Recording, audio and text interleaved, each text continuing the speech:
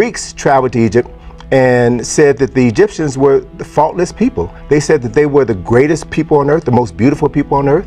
They went to Egypt. The Greek mathematicians went to Egypt to study mathematics. Pythagoras spent 23 years studying math in Egypt. The Pythagorean theorem, a squared plus b squared equals c squared, was used in Kemet to build the pyramid at least 2,000 years before Pythagoras was born.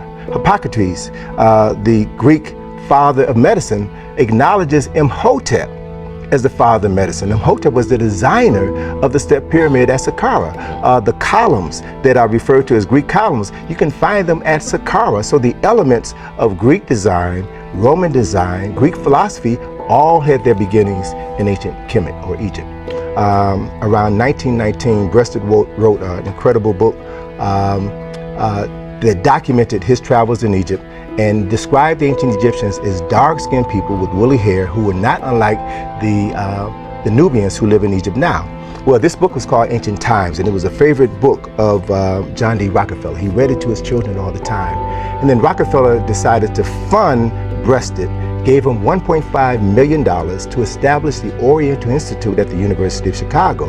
But he also had caveats with that contribution, in that in the second edition of Ancient Times, which was published around 1935, Breasted removed all references to the ancient Egyptians as being dark-skinned people, and he added a new chapter where he said that they were members of the Great White Race.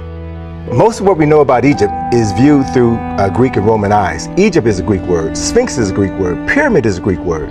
So until we can begin to interpret this indigenous African culture and civilization through an African lens, then we will always view them from a disadvantage.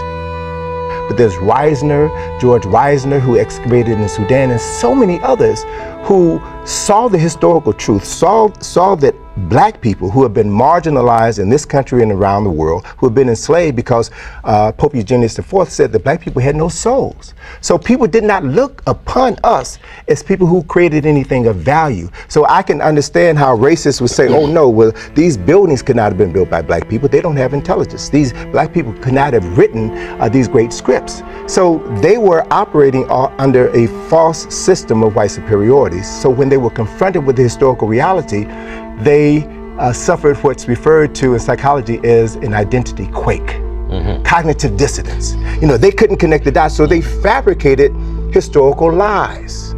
And so the work that we're currently engaged in right now is to tell the truth. We are literally digging up the truth, and the truth speaks for itself.